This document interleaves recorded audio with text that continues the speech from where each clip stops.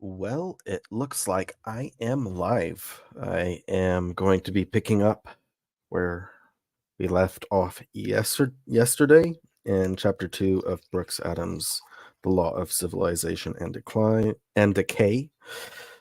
Uh yeah, I just poured myself a glass of the German wine, spiced wine that I purchased the other day. So, have a good drink, have some water to refresh myself, and we will be reading the second chapter here. The last reading, I definitely got tired and just kind of had to end it rather abruptly. Hopefully, I do not get to that point today. But it's just chapter 2, which I could be uh perhaps still maybe taking a bit more than I can chew, but we'll try nonetheless. But it was a fascinating read, the first chapter. There are very many parallels between Rome and what is currently happening now in the Western world, and it just becomes more and more apparent as time goes on. So the Middle Age, chapter 2, seems to continue that story and expand on Brooks Adams' thesis. So let me take a sip of the wine here, and we will start. That is good. Brooks Adams, chapter 2, The Law of Civilization and Decay, the Middle Age. Probably the appreciation of the Roman monetary standard culminated during the invasion of the Huns toward the middle of the 5th century. In the reign of Valentinian III, gold sold for 18 times its weight of silver, and Valentinian's final catastrophe was the murder of Attius in 454, with whose life the last spark of vitality at the heart of Roman centralization died. The rise of Ricimer and the accession of Odoacer mark the successive steps by which Italy receded into barbarism, and in the time of Theodoric the Ostrogoth,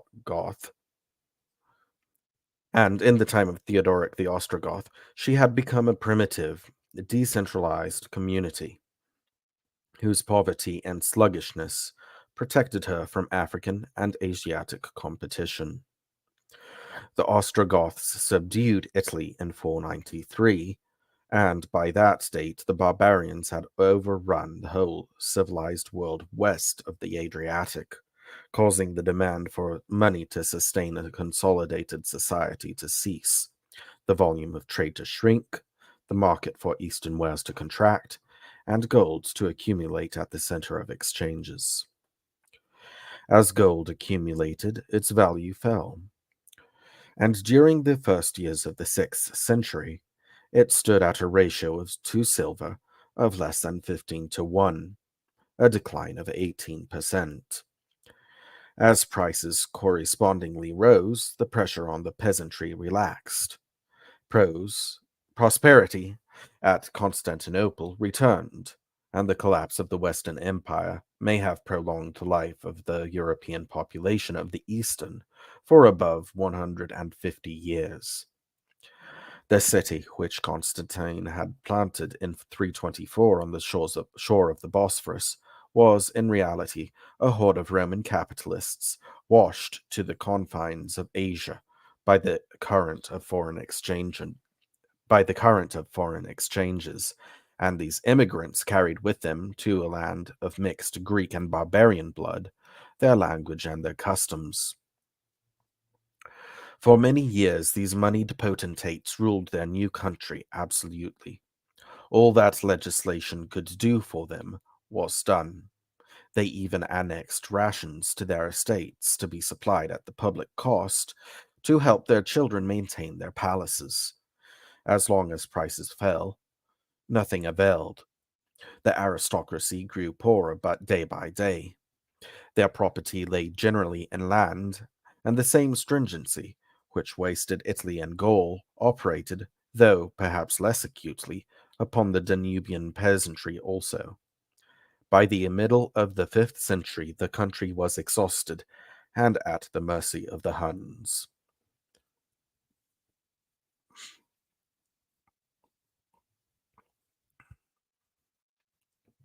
Wealth is the weapon of a moneyed society. For though itself lacking the martial instinct, it can, with money, hire soldiers to defend it. But to raise a revenue from the people, they must retain a certain surplus of income after providing for subsistence. Otherwise, the government must trench on the supply of daily food, and exhaustion must supervene. Finley has explained that chronic exhaustion was the normal condition of of Byzantium under the Romans. The whole surplus of profits, the whole surplus profits of society were annually drawn into the coffers of the state, leaving the inhabitants only a bare sufficiency for perpetuating the race of taxpayers. History, indeed, shows that the agricultural classes, from the laborer to the landlord, were unable to retain possession of the savings required to replace that depreciation, which time is constantly producing in all vested capital, and that their numbers gradually diminished. Under Theodosius II, when gold reached its maximum, complete prostration prevailed. The Huns marched whither they would, and one swarm of barbarians followed another as long as anything was left to plunder. The government could no longer keep armies in the field. A single example will show how low the community had fallen. In 446, Attila demanded of Theodosius 6,000 pounds of gold as a condition of peace, and certainly 6,000 pounds of gold, equaling perhaps 1,370,000, was a small sum, even when measured by the standard of private wealth. The end of the 3rd century was not a prosperous period in Italy, and yet before his election as emperor in 275, the fortune of Tacitus reached 218 million sesterces, or upwards of $11 million. Nevertheless, Theodosius was unable to wring this inconsiderable indemnity from the people, and he had to levy a private assessment on the senators, who were themselves so poor that to pay they sold at auction the jewels of their wives and the furniture of their houses. Almost immediately after the collapse of the Western Empire, the tide turned. With a fall in the price of gold, the peasantry revived, and the Greek provinces flourished. In the reign of Justinian, Belisarius and Narses marched from end to end of Africa and Europe, and Anastasius rolled in wealth. Anastasius, the contemporary of Theodoric, acceded to the throne in 491 AD.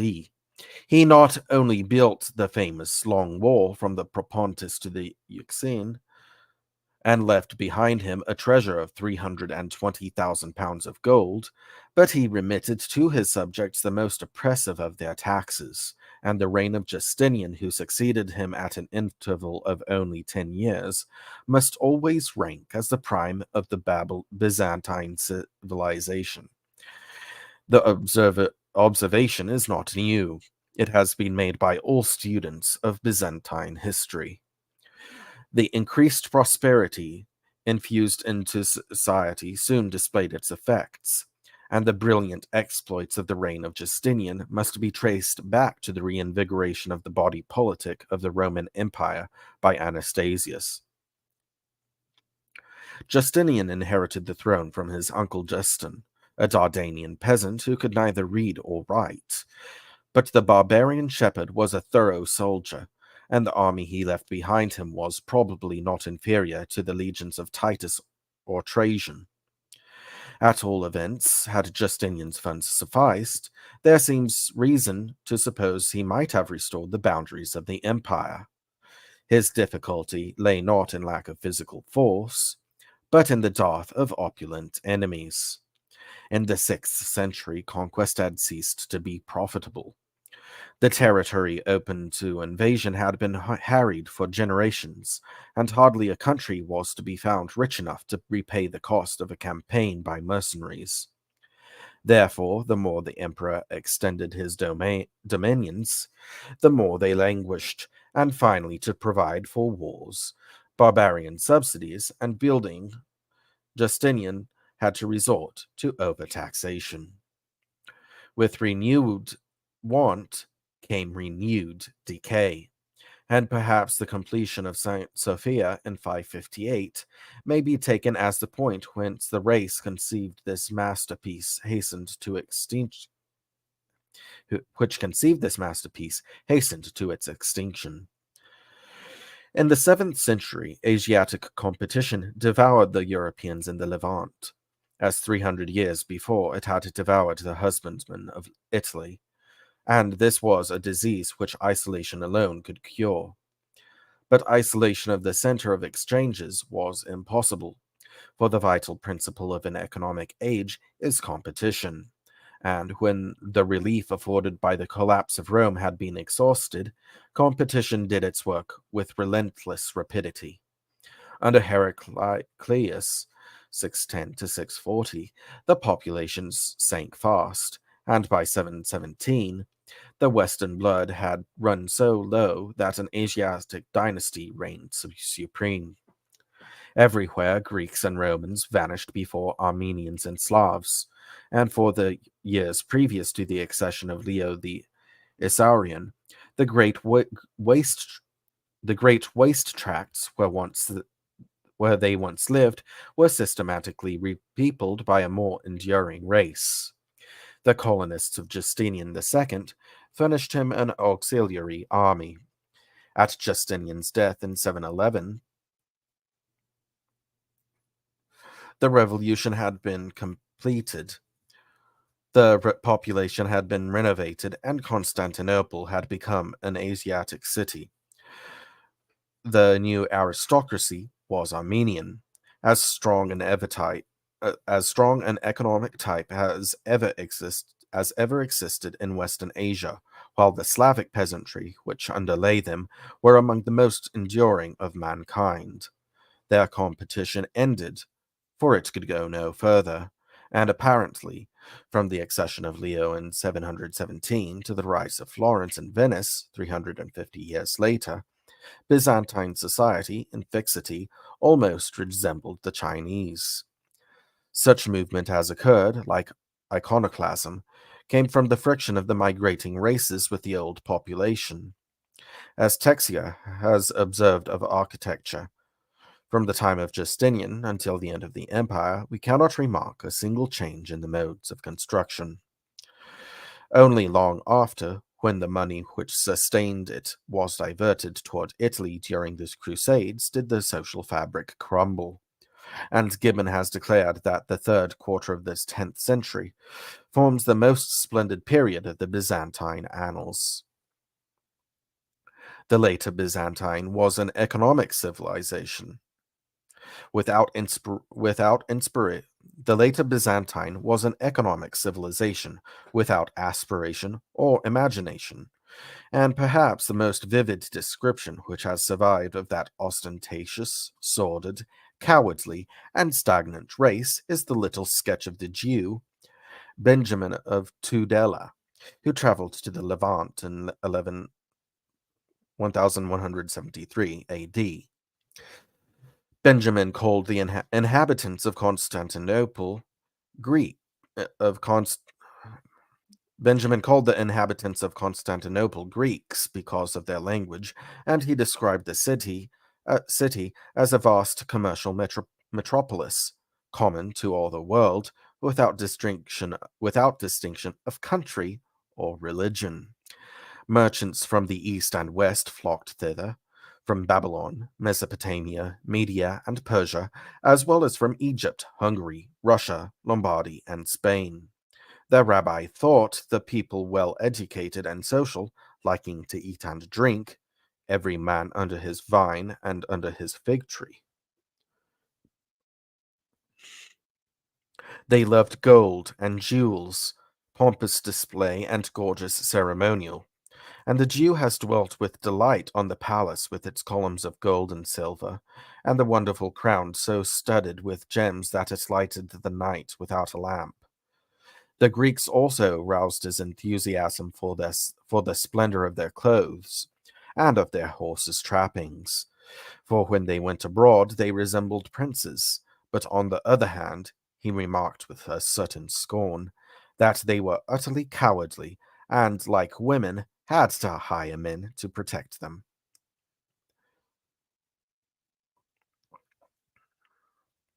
The Greeks, who inhabit the country, are extremely rich, and possess great wealth of gold and precious stones. They dress in garments of silk, ornamented by gold and other valuable materials. Nothing upon earth equals their wealth. The Greeks hire soldiers of all nations, whom they call barbarians, for the purpose of carrying on wars with the Turks. They have no martial spirit themselves, and, like women, are unfit for war. The movement of of races in the Eastern Empire proceeded with automatic regularity. The cheaper organism exterminated the more costly, because energy operated through money strongly enough to cause free economic competition. Nor is the evidence upon which this conclusion rests to be drawn from books alone. Coinage and architecture, sculpture and painting tell the tale with equal precision. When, in the 4th century, wealth, ebbing on the Tiber, floated to the Bosphorus, the core of the Latin aristocracy, it carried with it also the Latin coinage. For several generations, this coinage underwent little apparent alteration. But after the final division of the empire in 395 AD between the sons of Theodosius, a subtle change began in the composition of the ruling class, a change reflected from generation to generation in the issues of their mints. Sabatier has described the transformation wrought in 800 years with the minuteness of an antiquary. If a set of Byzantine coins are arranged in chronological order, those of Anastasius, about 500 AD, show at a glance an influence which is not Latin. Strange devices have appeared on the reverse, together with Greek letters. A century later, when the great decline was in progress under Heraclius, the type had become barbarous, and the prevalence of Greek inscriptions proves the steady exhaustion of the Roman blood. Another 50 years, and by 690 AD, under Justinian II, the permanent and conventional phase had been developed. Religious emblems were used, the head of Christ was struck on the golden sou, and the fixity of form presaged the Asiatic domination. The official costumes, the portraits of the emperors, certain consecrated inscriptions, all were changeless. And in 717 AD, an Armenian dynasty ascended the throne in the person of Leo the Isaurian. This motionless period lasted for full 350 years, as long as the exchanges of the world centered at Byzantium, and the moneyed race who dwelt there sucked copious nutriment from the pool of wealth in which it lay. But even before the Crusades, the tide of trade began to flow to the south, and quitting Constantinople, passed from Baghdad to the cities of Italy. Passed directly from Baghdad to the cities of Italy. Then the sustenance of the money changers gradually failed. From the reign of Michael VI, effigies of the saints were engraved upon the coin, and after the revolution led by Alexander Comnenus in 1081 AD, the execution degenerated and debasement began. This revolution marked the beginning of the end. Immediately preceding the Crusades, and attended by sharp distress, it was probably engendered by an alteration in the drift of foreign exchanges. Certainly the currency contracted sharply, and the gold money soon became so bad that Alexius had to stipulate to pay his debts in the Byzants of his predecessor, Michael. For the next 100 years, as the Italian cities rose, the empire languished, and with the 13th century, when Venice established its permanent silver standard by coining the grosso, Constantinople crumbled into ruin. In architecture, the same phenomena appear, only differently clothed. Though the Germans who swarmed across the Danube often surged against the walls of Constantinople, they never became the ruling class of the community, because they were of the imaginative type. Money retained its supremacy, and while it did so, energy expressed itself through the economic mind. Though Justinian was of barbarian blood, the nephew of a barbarian shepherd, the aristocracy about him, which formed the core of society, was neither imaginative nor devotional. Hardly Christian, it tended toward paganism or skepticism. The artists were of the subject caste, and they earned their living by gratifying the taste of the nobles. But the nobles loved magnificence and gorgeous functions. Hence all Byzantine architecture favored display, and nowhere more than in no more and nowhere more so than in Saint Sophia. Art delighted in representing Christ in all the splendor of power, to glorify him the more all all the magnificence of the imperial court was introduced into heaven. Christ no longer appeared under the benevolent aspect of the Good Shepherd, but in the superb guise of an oriental monarch. He is seated on a throne glittering with gold and precious stones. Here, then, lay the impassable gulf between Byzantium and Paris. While Byzantium remained economic and materialistic, Paris passed into the glory of an imaginative age.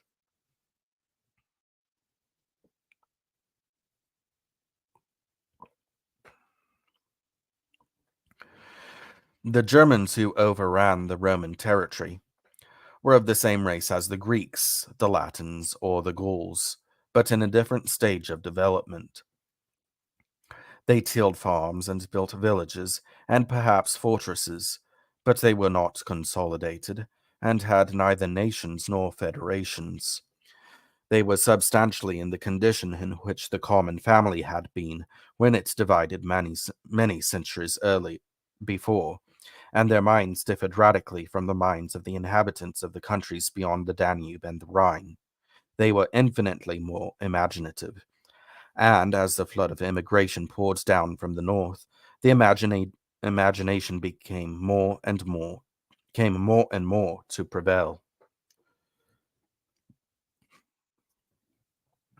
Although the lowest of existing savages are relatively advanced, Although the lowest of existing savages are relatively advanced, they suggest that the strongest passion of the primeval man must have been fear, and fear not so much of living things as of nature, which seemed to him resolutely hostile. Against wild beasts or savages like himself, he might prevail by cunning or by strength, but against drought and famine, pestilence and earthquake, he was helpless, and he regarded these scourges as malevolent beings, made like himself, only more formidable.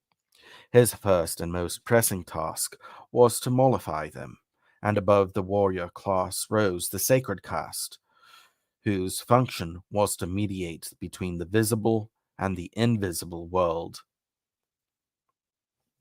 Originally, these intercessors appear to have been sorcerers rather than priests, for spirits were believed to be hostile to man, and perhaps the first conception of a god may have been reached through the victory of a clan of sorcerers in fight. As Statius said 1800 years ago, primus in orbe Deus fecit timor. Probably the early wizards won their power by the discovery of natural secrets, which, though they could be transmitted to their descendants, might also be discovered by strangers. The later discoverers would become rival medicine men, and battle would be the only test by which the orthodoxy of the competitors could be determined. The victors would almost certainly stigmatize the beings the vanquished served as devils who tormented men. There is an example of this process in the 18th chapter of 1 Kings. And Elijah said, "How long halt ye between two opinions? If the Lord be God, follow him, but if Baal, then follow him." And the people answered him not a word. Then Elijah proposed that each side should dress a bullock and lay it on the wood, and call upon their spirit, and the one who sent down fire should be God. And all the people answered that it was well spoken. And Jezebel's prophets took their bullock and dressed it, and called on Baal from morning even until noon, saying, "O Baal, hear us." But nothing came of it. Then Elijah mocked them and said, "Cry aloud. Either he is talking, or he is pursuing, or he is in a journey, or peradventure he sleepeth and must be awakened." And they cried aloud and cut themselves with knives, until blood gushed out upon them, and there was neither voice nor any to answer. Then Elijah built his altar, and cut up his bullock, and laid him on wood, and poured 12 barrels of water over the whole, and filled a trench with water. And the fire of the Lord fell, and consumed the burnt sacrifice, and the wood, and the stones, and the dust, and licked up the water that was in the trench. And when all the people saw it, they fell on their faces, and they said, "The Lord, he is the God." And Elijah said unto them, "Take the prophets of Baal, let not one of them escape." And they took them, and Elijah brought them down to the brook of Kishon, and slew them there.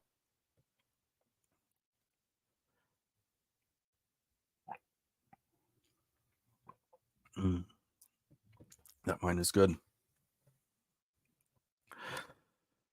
The Germans of the 4th century were a very simple race who comprehended little of natural laws, and who therefore referred phenomena they did not understand to supernatural intervention.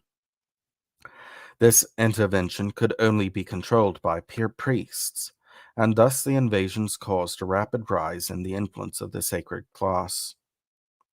The power of every ecclesiastical organization has always rested on the miracle, and the clergy have always proved their divine commission, as did Elijah. This was eminently the case with the medieval church. At the outset, Christianity was socialistic, and it spread among the poor, was apparently caused by the pressure of competition, for the sect only became of enough importance to be persecuted under Nero, contemporaneously with the first signs of distress which appeared through the debasement of the denarius. But socialism was only a passing phase, and disappeared as the money value of the miracle rose, and brought wealth to the church. Under the Emperor Decius, about 250 AD, the magistrates thought the Christians opulent enough to use gold and silver vessels in their service, and by the 4th century, the supernatural so possessed the popular mind that Constantine not only allowed himself to be converted by a miracle, but used enchantment as an engine of war. In one of his marches, he encouraged the belief that he saw a luminous cross in the sky with the words, "By this conquer." The next night, Christ appeared to him and directed him to construct a standard bearing the same design, and, armed with this, to advance with confidence against Maxentius.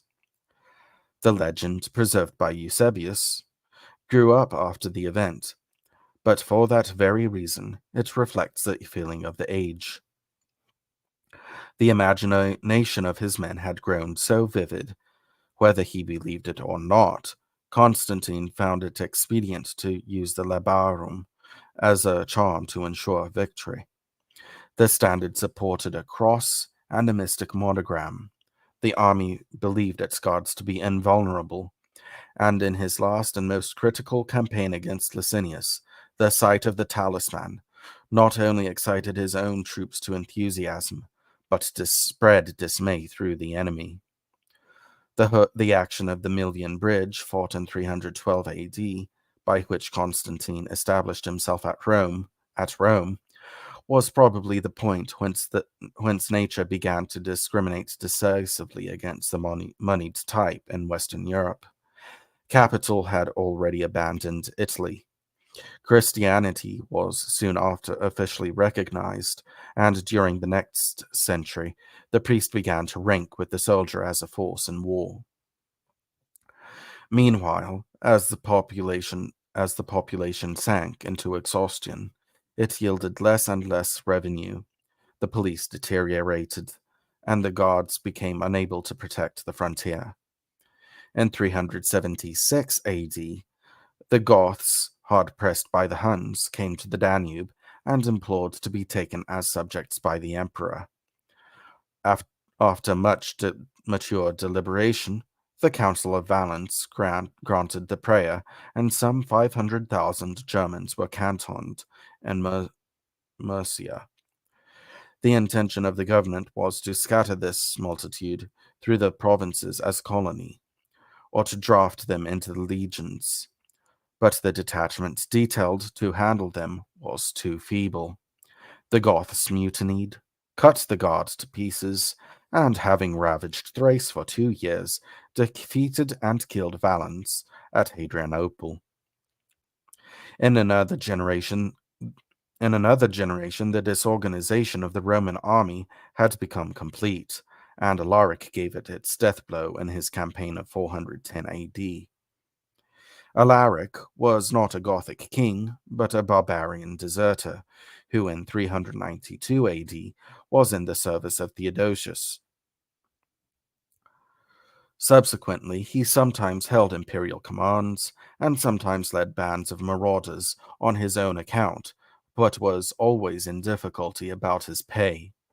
Finally, in the revolution in which Stilicho was murdered, a corps of auxiliaries mutinied and chose him their general. Alleging that his arrears were unpaid, Alaric accepted the command, and with this army, sacked Rome. During the campaign, the attitude of the Christians was more interesting than the strategy of the soldiers. Alaric was a robber, leading mutineers, and yet the Orthodox historians did not condemn him.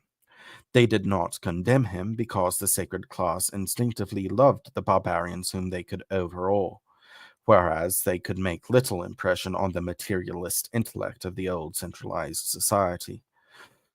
Under the empire, the priests, like all other individuals, had to obey the power which paid the police, and as long as a revenue could be drawn from the provinces, the Christian hierarchy were subordinate to the moneyed bureaucracy, who had the means to coerce them. It was long since established as a fundamental maxim of the Roman constitution that every rank of citizens were alike subject to the laws, and that the care of religion was the right as well as the duty of the civil magistrate. Their conversion made little change in the attitude of the emperors, and Constantine and his successors continued to exercise a supreme jurisdiction over the hierarchy. The 16th book of the Theodosian Code sufficiently sets forth the plenitude of their authority. In theory, bishops were elected by the clergy and the people, but in practice, the emperor could control the patronage if it were valuable, and whether the bishops were elected or appointed, as long as they were created and paid by laymen. They were dependent. The priesthood could only become autocratic when fear of the miracle exempted them from arrest, and toward the middle of the 5th century this point was approaching, as appears by the effect of the embassy of Leo the Great to Attila. In 452 AD, the Huns crossed the Alps and had sacked Aquileia. The Roman army was demoralized. Attius could not make head against the barbarians in the field, while Valentinian was so panic-stricken that he abandoned Ravenna, which was thought impregnable, and retreated to the capital, which was indefensible. At Rome, finding himself helpless in an open city, the emperor conceived the idea of invoking the power of the supernatural. He proposed to Leo to visit Attila and persuade him to spare the town. The Pope consented without hesitation, and with perfect and with perf- and with perfect intrepidity caused himself to be carried to the Hun's tent, where he met with respect not unalloyed by fear.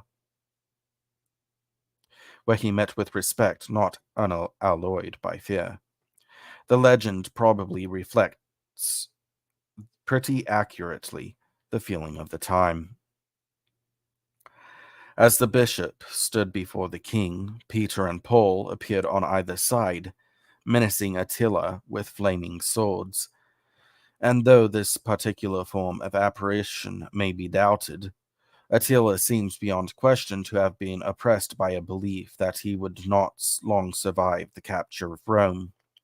He therefore readily agreed to a ransom and evacuate Italy. From the scientific standpoint, the saint and the sorcerer are akin. For though the saint uses the supernatural for man's benefit and the sorcerer for his hurt, both deal in magic. The medieval saint was a powerful necromancer.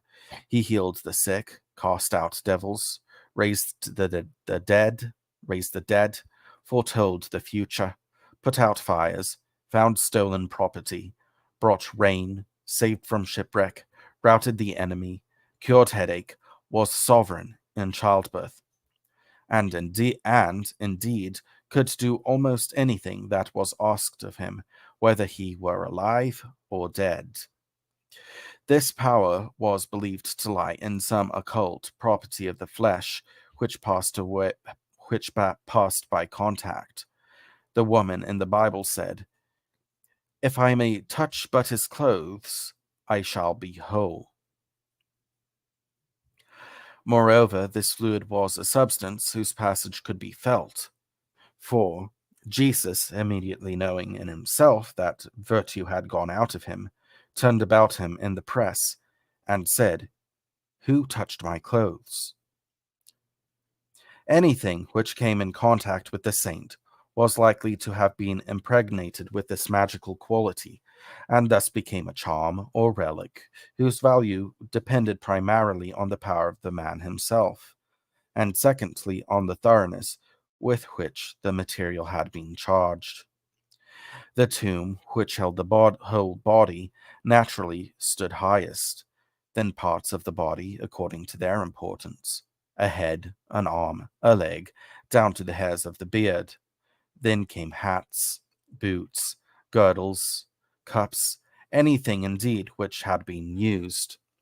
The very ground on which a great miracle worker had stood might have high value.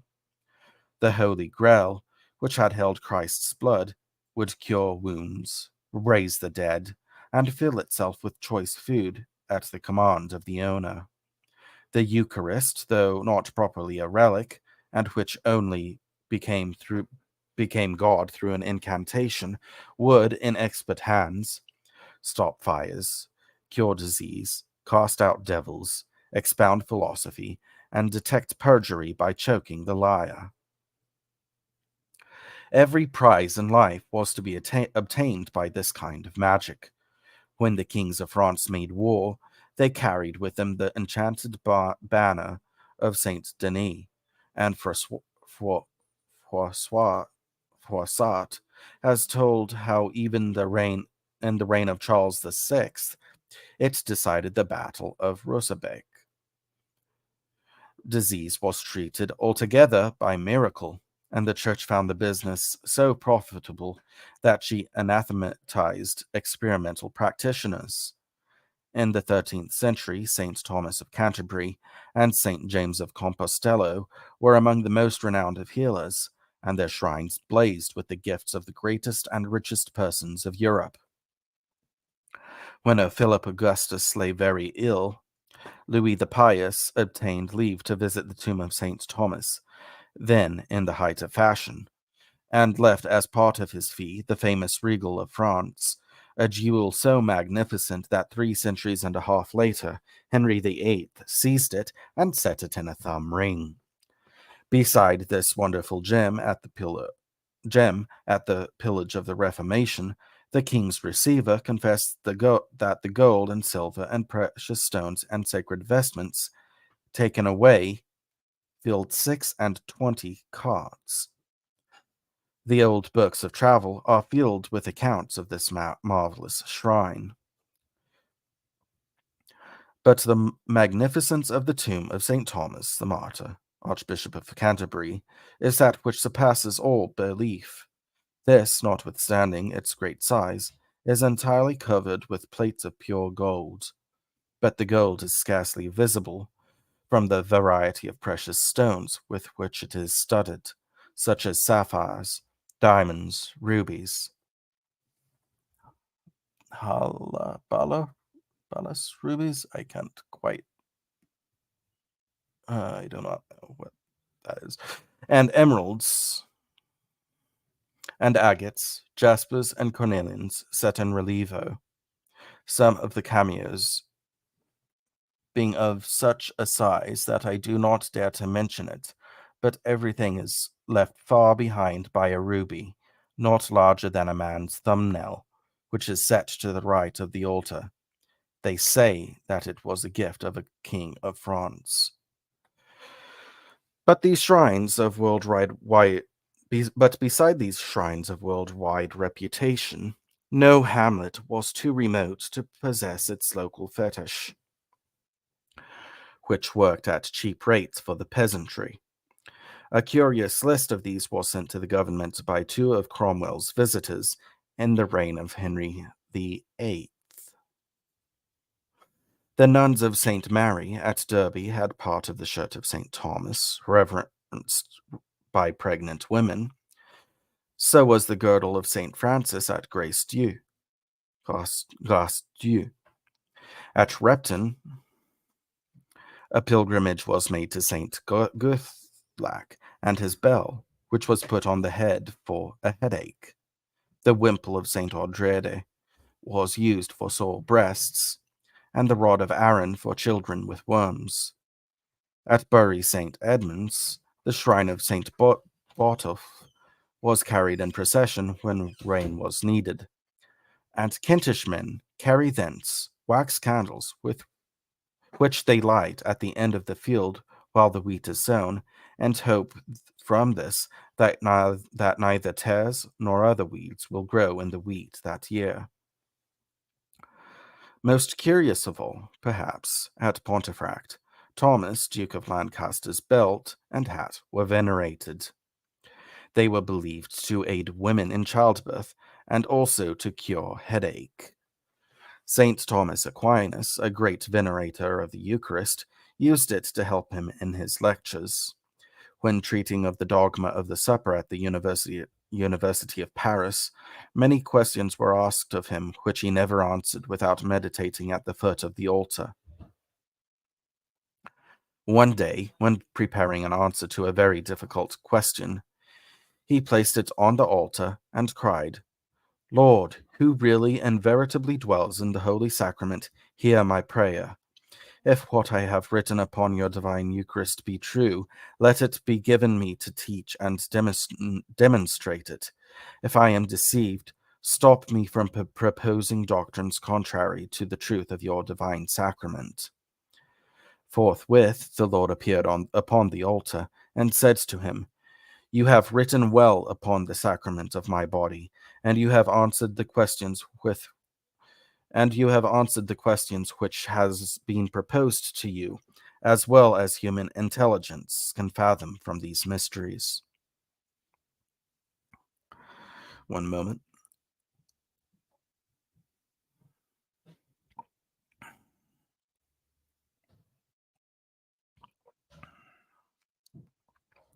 Primitive people argue directly from themselves to their divinities, and throughout the Middle Ages, men believed that envy, jealousy, and vanity were as rampant in heaven as on earth, and behaved accordingly.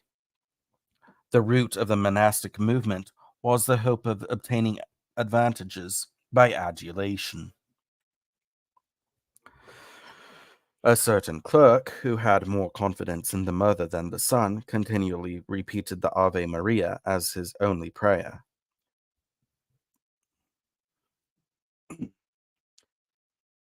One day, while so engaged, Christ appeared to him and said, "My mother thanks you very much for your salutations. Tamen et me salutare memento." To ensure perpetual intercession, it was necessary that the song of praise and the smoke of incense should be perpetual, and therefore monks and nuns worked day and night at their calling. As a 12th century bishop of Metz observed when wakened one freezing morning by the bell of St. Peter of Bouillon, tolling for matins, neither the drowsiness of the night nor the bitterness of a glacial winter kept them from praising the Creator of the world. Bequests to convents were in the nature of policies of insurance in favor of the grantor and his heirs, not only against punishment in the next world, but against accident in this. On this point, doubt is impossible, for the belief of the donor is set forth in the numberless charters. Cedric de Gauliac, in a deed to La Grande Sauve, said that he gave because, as water extinguishes fire, so gifts extinguish sin. And an anecdote preserved by Dugdale shows how valuable an investment against an accident a convent was thought to be as late as the and an anecdote preserved by Dugdale shows how valuable an investment against an accident a convent was thought to be as late as the 13th century. When Ralph, Earl of Chester, the founder of the monastery of Deculecres, was returning by sea from the Holy Land, he was overtaken one night by a sudden tempest. "How long is it till midnight?" he asked one of the sailors. They answered, "About 2 hours." He said to them, "Work on till midnight, and I trust in God that you may have help, and that the storm will cease." When it was near midnight, the captain said to the earl, "My lord, commend yourself to God, for the tempest increases. We are worn out and are in mortal peril." Then Earl Ralph came out of his cabin and began to help with the ropes and the rest of the ship's tackle. Nor was it long before the storm subsided.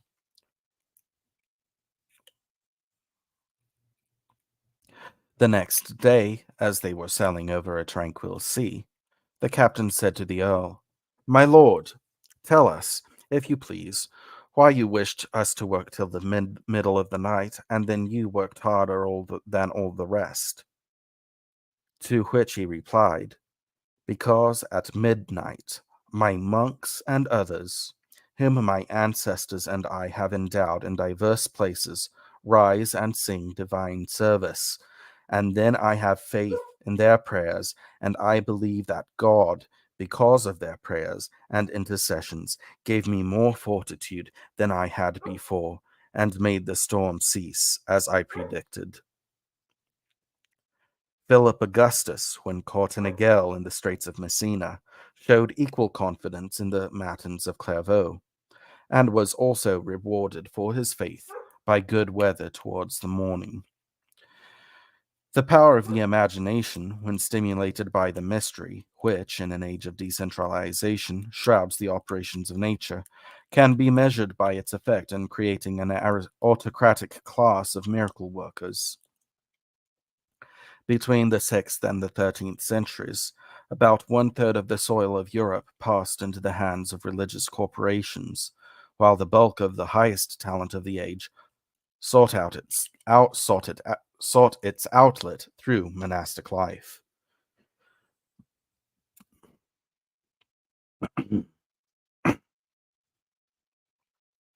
The force operated on all, for beside religious ecstasy, ambition, and fear, the force operated on all, for beside religious ecstasy, ambition and fear were at work, and led to results inconceivable when centralization has begot materialism. Saint Bernard's position was more conspicuous and splendid than that of any monarch of his generation, and the agony of terror which assailed the warriors was usually proportionate to the freedom with which they had violated ecclesiastical commands. They fled to the cloister for protection from the fiend, and took their wealth with them.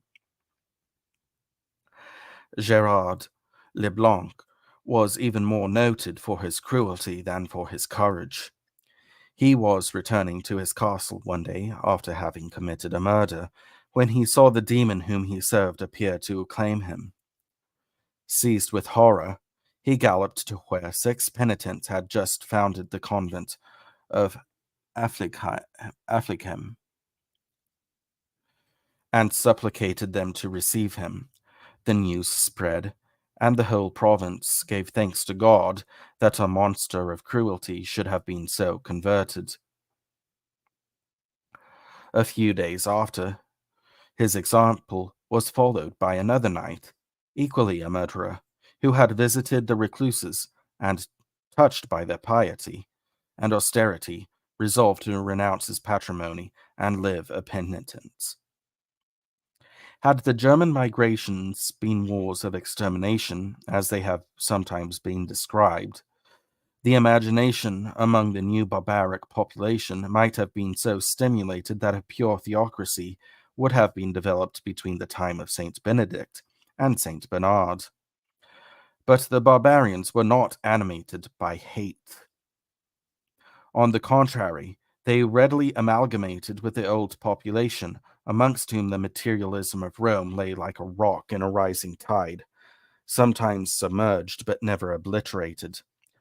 The obstacle which the true emotionalists never overcame was the inheritance of a secular clergy, who, down to the 11th century, were generally married, and in the higher grades were rather barons than prelates.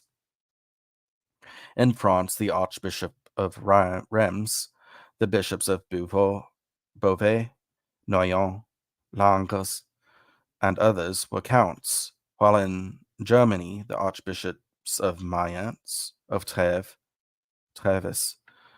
and of Cologne were princes and electors, standing on the same footing as the dukes of Saxony and Bavaria.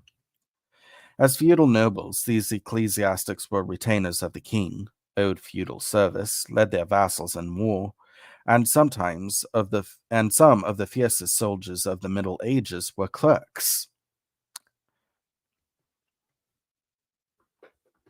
Milo of Treves was a famous 8th century bishop.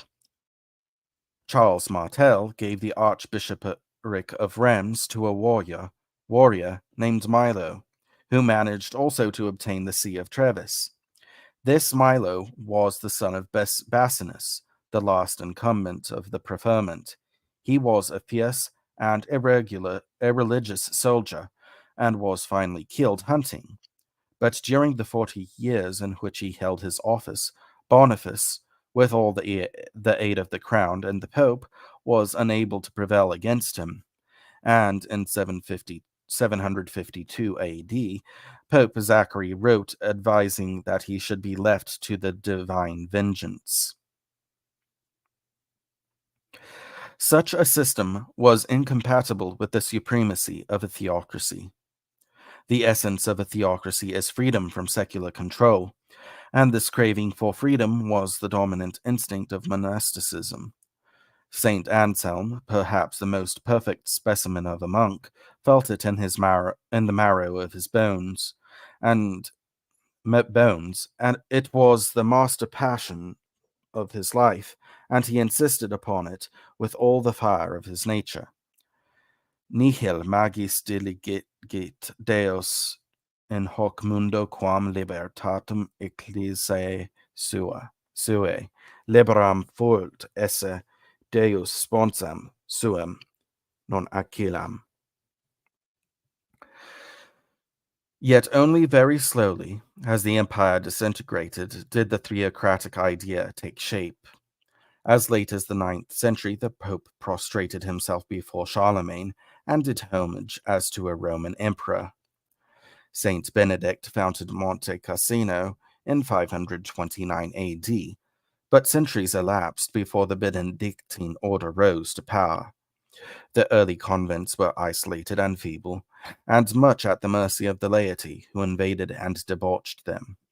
Abbots, like bishops, were often soldiers who lived within the walls with their wives and children, their hawks, their hounds, and their men-at-arms. And it has been said that, in all France, Corbie and Fleury alone kept always something of their early discipline.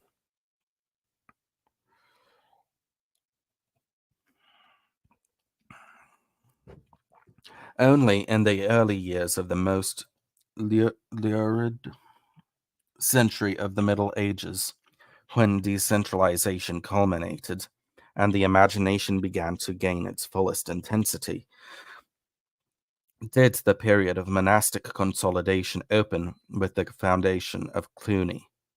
In 910 AD, William of Aquitaine drew a charter which, so far as possible, provided for the complete independence of his new corporation. There was no episcopal visitation, and no interference with the election of the abbots. The monks were put directly under the protection of the Pope, who was made their sole superior. John XI confirmed this charter by his bull of 932 AD and authorized the affiliation of all convents who wished to share in the reform.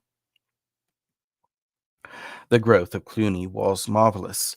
By the 12th century, 2,000 houses obeyed its rule, and its wealth was so great and its buildings so vast that in 1245 Anno Domini, Innocent IV, the Emperor Baldwin, and St. Louis were all lodged together within its walls, and with them all the attendant trains of prelates and nobles with their servants. In the 11th century, no other force of equal energy existed. The monks were the most opulent, the ablest, and the best organized society in Europe, and their effect upon mankind was proportionate to their strength, was proportioned to their strength. They intuitively sought autocratic power, and during the centuries when nature favored them, they passed from triumph to triumph. They first seized upon the papacy and made it self-perpetuating. They then gave battle to the laity for possession of the secular hierarchy, which had been under temporal control since the very foundation of the church. About the year 1000 Anno Domini, Rome was in chaos. The counts of Tusculum, who had often disposed of the tiara on the death of John the 19th, bought it for Benedict the 9th.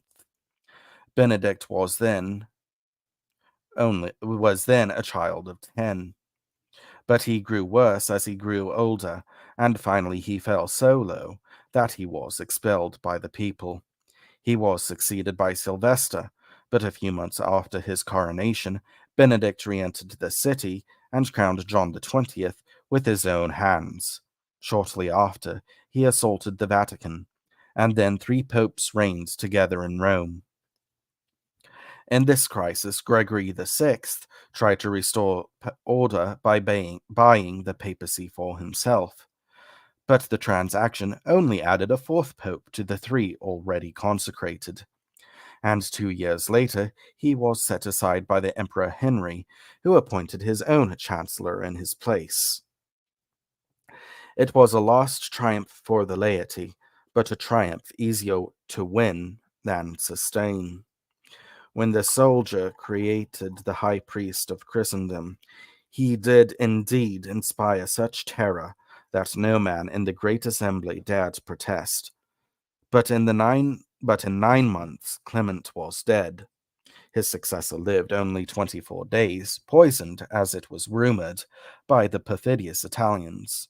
And when Henry sought a third pope from among his prelates, he met with general timidity to accept the post. Then the opportunity, then the opportunity of the monks came. They seized it, and with unerring instinct fixed themselves upon the throne from which they have never been expelled.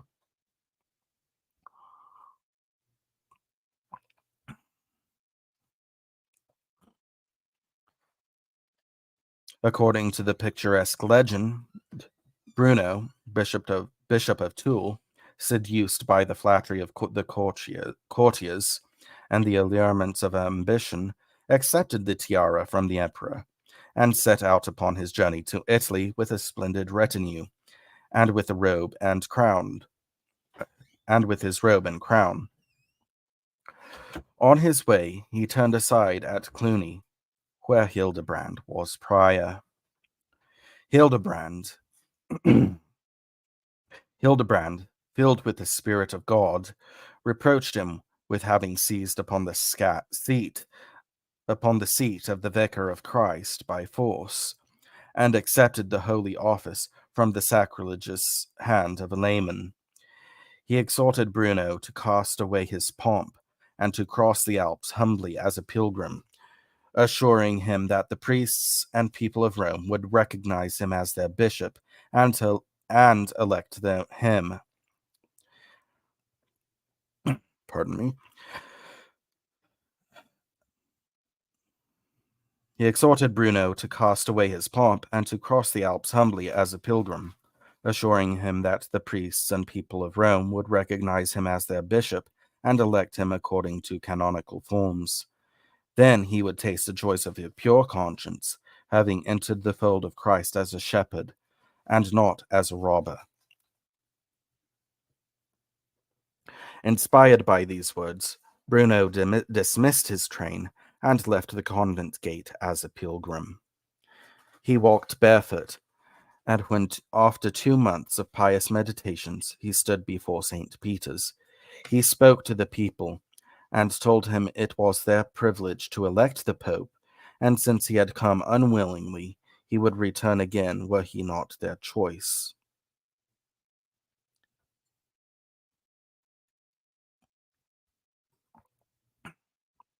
He was answered with acclamations, and on February 2nd, 1049 AD, he was enthroned as Leo IX. His first act was to make Hildebrand his minister. The legend tells of the triumph of Cluny as no historical facts could do. 10 years later, in the reign of Nicholas II, the theocracy made itself self-perpetuating through the assumption of the election of the Pope by the College of Cardinals. And in 1073 AD, Hildebrand, the incarnation of monasticism, was crowned under the name of Gregory VII. With Hildebrand's election, war began. The Council of Rome, held in 1075 AD, decreed that holy orders should not be recognized where investiture had been granted by a layman, and that princes guilty of conferring investiture should be excommunicated. The council of the next year, which excommunicated the emperor, also enunciated the famous propositions of Baronius, the full expression of the theocratic idea that the Roman pontiff alone can be called universal, that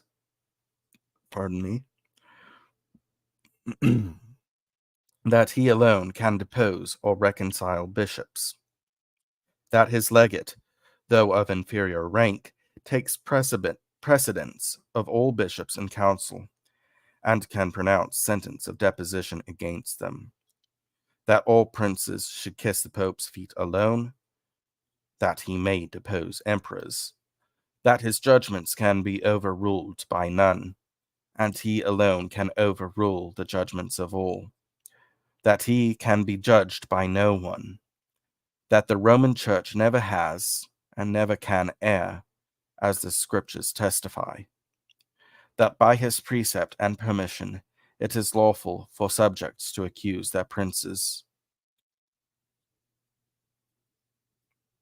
that he is able to absolve from their allegiance the subjects of the wicked. The monks had won the papacy, but the emperor still held his secular clergy, and at the Diet of Worms, where he undertook to depose Hildebrand, he was sustained by his prelates. Without a moment of hesitation, the enchanter cast his spell, and it is interesting to see, in the curse which he launched at the layman, how the head of monasticism had become identified with the spirit which he served. The priest had grown to be a god on earth.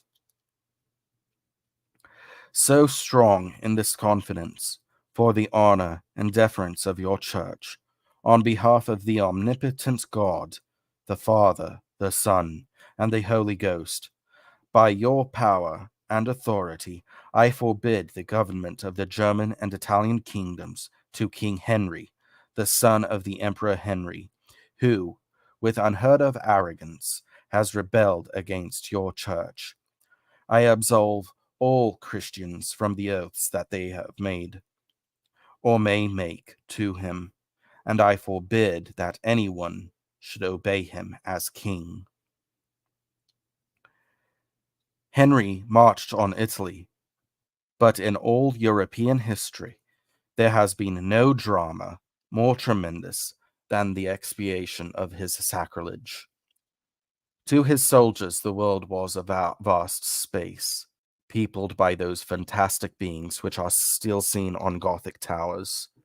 These demons obeyed the monk of Rome and his army, melting from the emperor under a nameless horror, left him helpless.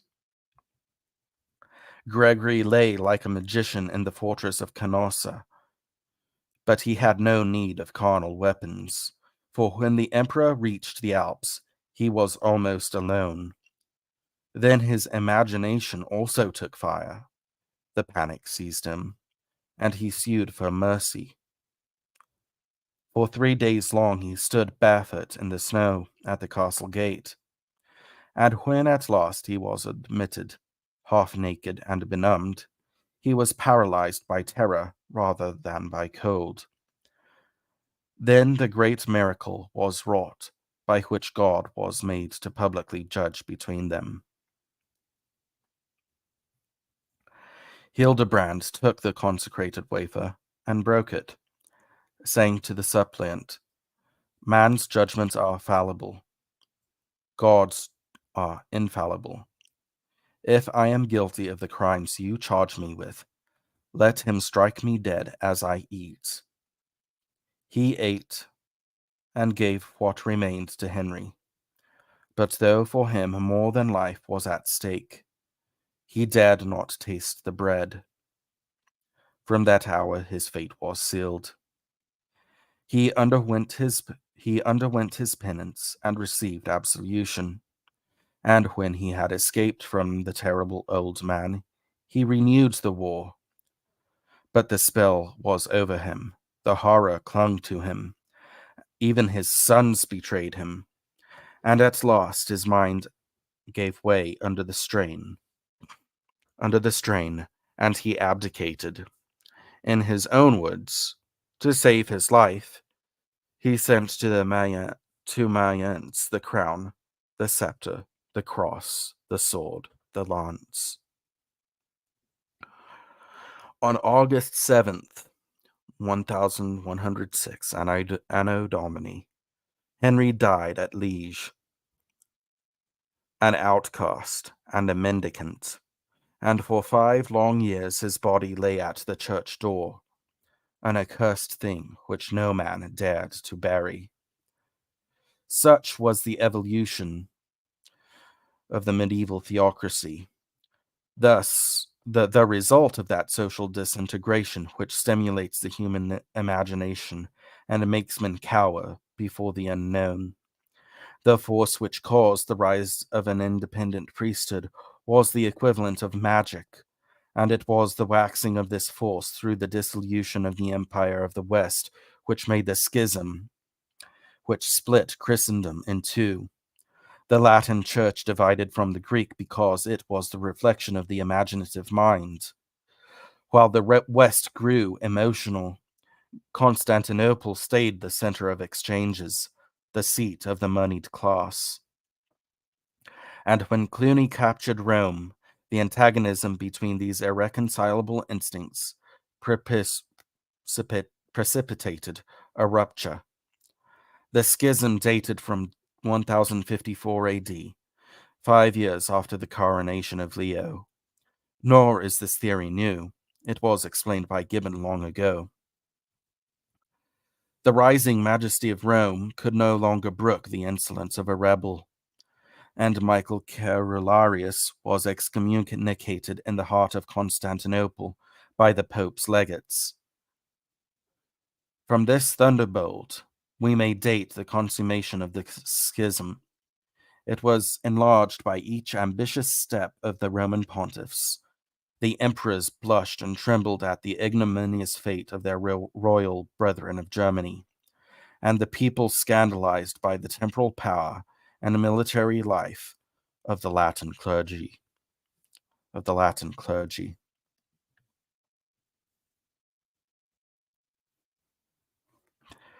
And that is the second chapter. Much shorter than going through both the preface and the first chapter, which is nice. That's about as much as I think I can handle for the moment.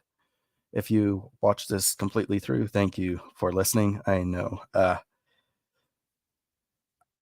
I'm not the best at pronouncing some of the names, and to be fair, some of the typography is not that great.